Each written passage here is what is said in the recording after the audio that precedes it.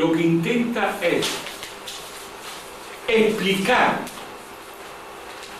un tipo específico de imperialismo, que es diferente a otro imperialismo, que es el imperialismo capitalista.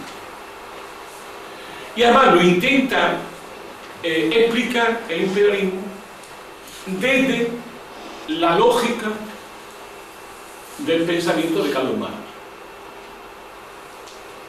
Es decir, él pretende explicar el imperialismo capitalista desde la lógica del capitalismo que Marx intentó interpretar. Entonces, la primera cuestión que hay que ver es la siguiente. ¿A qué llama David Harvey el imperialismo capitalista? A la fusión o lógica entre dos tendencias actuantes en el capitalismo y en las relaciones internacionales, que es la lógica territorial del poder y la lógica mundializadora o globalizadora del capital. Es decir, hay una lógica territorial y una lógica del capital que se fusionan contradictoriamente y conflictualmente, donde es posible separaciones y donde es posible convergencia, y donde puede haber momentos donde la lógica territorial del poder sea más influyente que la lógica del capital y viceversa. Por tanto, la primera es que es un concepto móvil. Si estuviéramos en lógica de filosofía analítica, diríamos, esto no es un concepto de nada, es una cosa que conceptualmente es, como decíamos, cuando es una sola, se suele emplear mucho esta palabra, y un maestro mío lo decía, cuando no sabemos qué decir es dialéctico. Es una cosa dialéctica. Pues efectivamente, es una cosa dialéctica entre dos lógicas.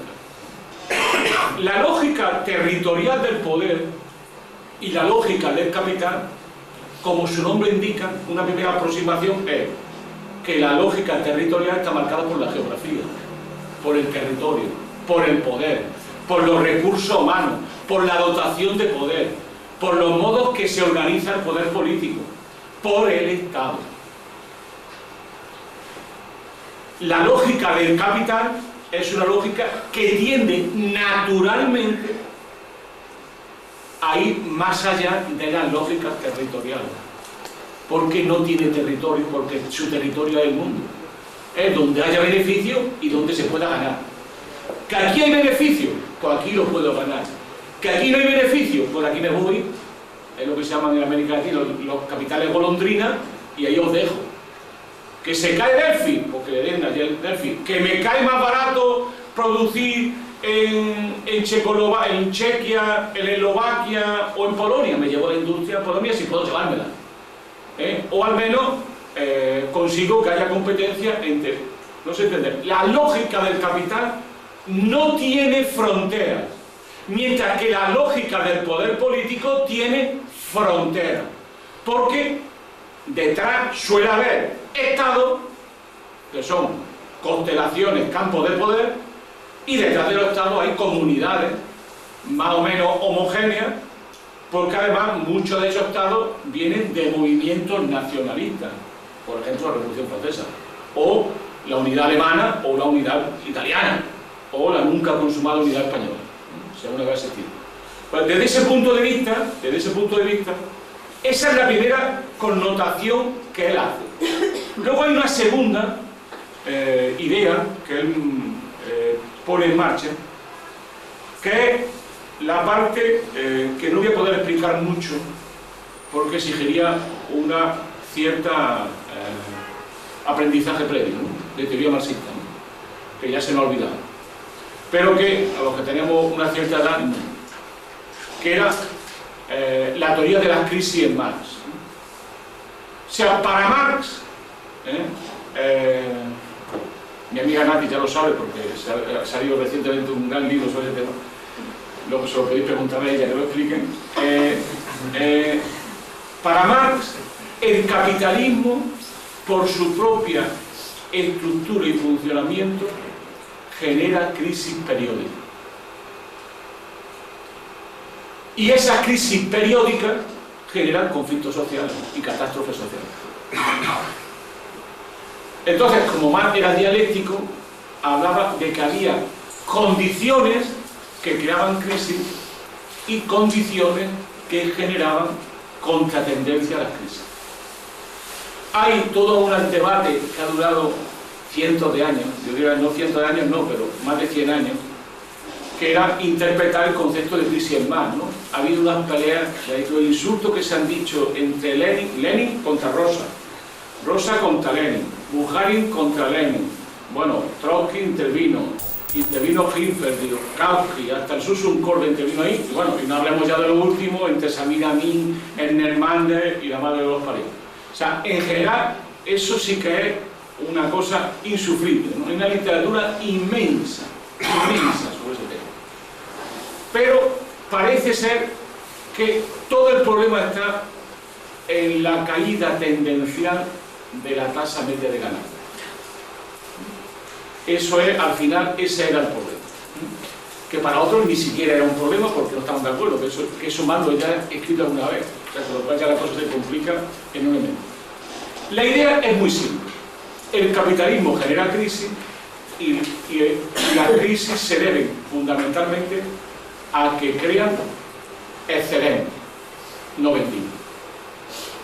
Es decir, son crisis de sobreacumulación y de sobreproducción. Y hay capital excedente y hay mano de obra excedente. Capital excedente, ¿qué hay? Mucho dinero que no encuentra posibilidad de un uso productivo.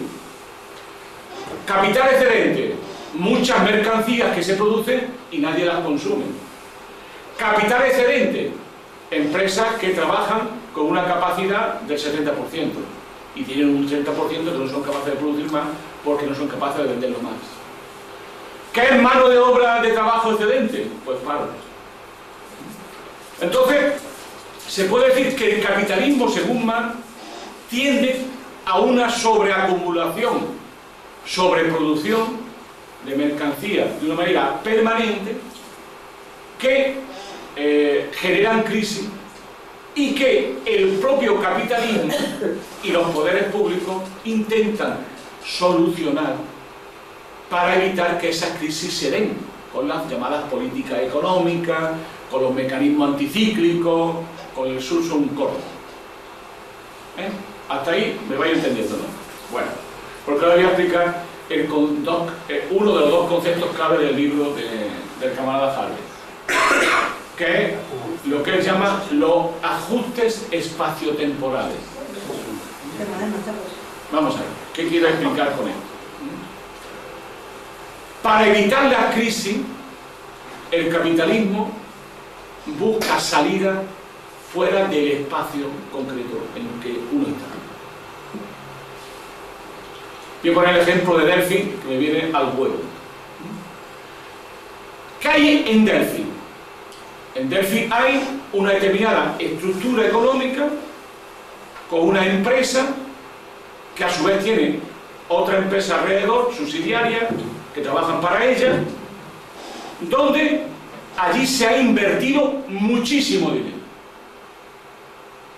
y se ha generado empleo. Además, en este caso, un empleo, la mayoría no precario, al menos en Delphi, no así en los que hay subsidiarios. Eso es lo nuevo de la nueva gestión de la fuerza de trabajo en el nuevo imperialismo. Entonces, en este contexto, Delphi depende de la General Motors. Y la General Motors, que es una de las grandes multinacionales más grandes del mundo, tiene una planificación mundial.